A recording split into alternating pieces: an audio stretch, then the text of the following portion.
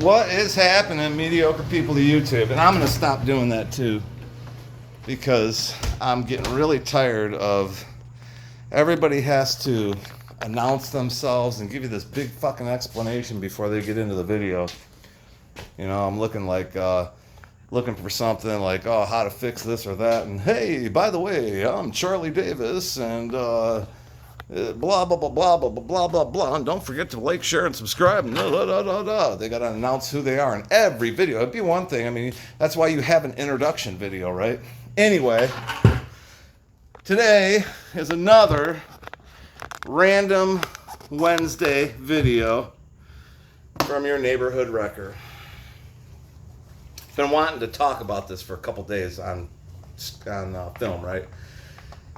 Because people wondered why, you know, and I've made many statements about how music today just sucks. There's no one you can pick out. Now, that's not entirely true, of course, but there really hasn't been anything to come along, and that's exactly the problem.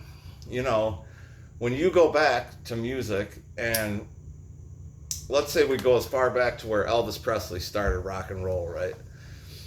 Then the Beatles came along. People did their thing with that.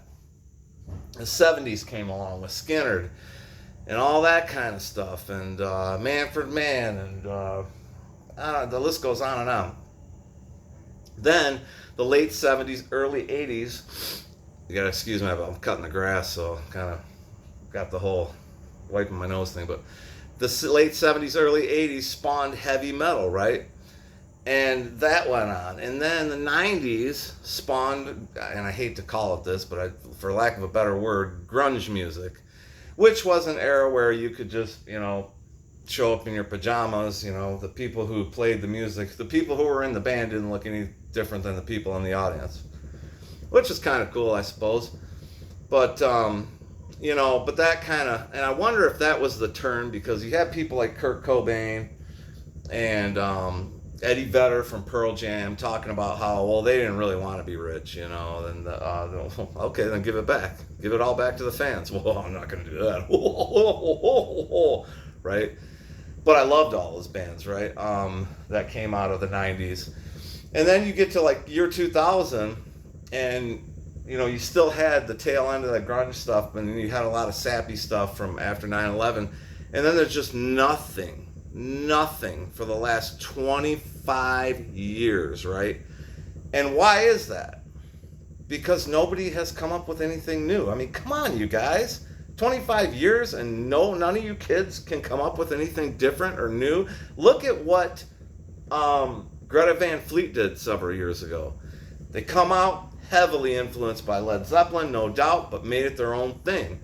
And man, I mean, they hit the scene, and then I think maybe some of their funding got pulled because they're still out doing their thing. And then, you know, I got to give credit to Taylor Swift. I'm not a fan, don't know any of her music. I just know she's huge and people love her. So, you know, Taylor's got to give credit where credit is due. Taylor Swift is huge. Wouldn't even know if I was listening to a Taylor Swift song. But no one has come up with anything new since grunge, basically. You know, and I really hate calling it grunge. There's got to be another name for it instead of grunge music, right? It just sounds so stupid to describe it. Because, man, you had bands like Soundgarden. You know, you had bands like Soundgarden who were heavily influenced by heavy metal of the 80s, but they knew the times were changing, and they changed with the times. And, man, I mean, you can't take away from Soundgarden, man. They're great, right? So who's been great? Tell me, who's been great since about the year 2000 till now? Name a band. Someone that has done something that is just undeniable, right? I was 80s hair, fucking heavy metal, fucking rock and roll, right? Grunge music came along, you know, we were kind of against that. Especially in the beginning, it was like, this is stupid, and bug crawling on my thing there. You know, we're like, this is kind of dumb. And it was kind of dumb, but you couldn't deny it. I mean, the fucking guys it was real. The music was real, right? Whether it was Nirvana or Pearl Jam or Soundgarden or all the other bands, Green Day, they had punk, you know, they brought punk back, you know, and made it their own at the same time, you know. They were great. You can't deny it when they're great, right? So, you know, that's, if I was a young buck considering starting a music, you know, first off, stop playing everybody else's shit. It's just stupid, dude. You know, you really, okay, I guess I'm speaking to you as from a guitar standpoint, right? Because it's cool to learn that stuff and everything, but you have to come up with your own style. Okay, now I definitely have my own thing, okay? Whether it's good or bad or what, it's definitely my thing. You know, it's, I would say the people who have heard me play, they can listen to a song and say, oh, that's Wrecker playing on that song. But do I love and playing the Randy Rhoads stuff, especially the soloing stuff and the live stuff? Absolutely. I still do. What I'm saying is don't let that stuff interfere with you becoming who you are. And you really don't get to choose that either. You know, you don't really get to choose your style. I once said to Eric C. that, you know, I'm stuck with blues. And that's very true. You know, in my core and in my heart, I blues, I love it. I can play the shit out of it like it's nobody's business. Unfortunately, I don't play a lot of it. You know, it really is unfortunate because, you know, I'm more into the heavy metal stuff, but blues just comes so natural to me. And, you know, I guess I should probably at some point record a blues album because it has always come natural to me. And, you know, the blues spawned rock and roll and heavy metal and all that stuff too. So, you know, nothing wrong with it, but what I'm saying is you don't get to choose. Because if I got to choose, I would have been a fucking great heavy metal guitarist like Randy Rhoads or EVH or whoever, right? Or Lynch or many of the other awesome metal guitarists. And I do. I can play that stuff, and I love to play it, and that's what I play 90% of the time. But if I'm being honest with myself, I'm a blues guy at heart. I love playing the blues on electric guitar. Just love it.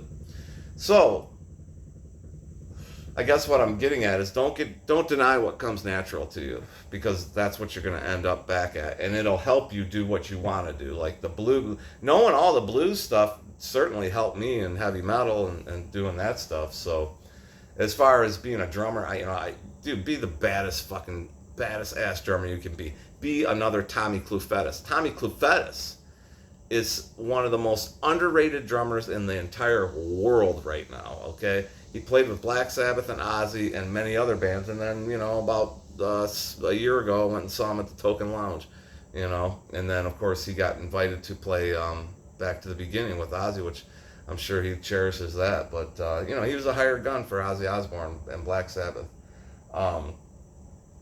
I have one of Tommy's drum solos on my channel. Go check it out, or go check out the other hundreds of them on YouTube. Tommy Clufetis drum solo.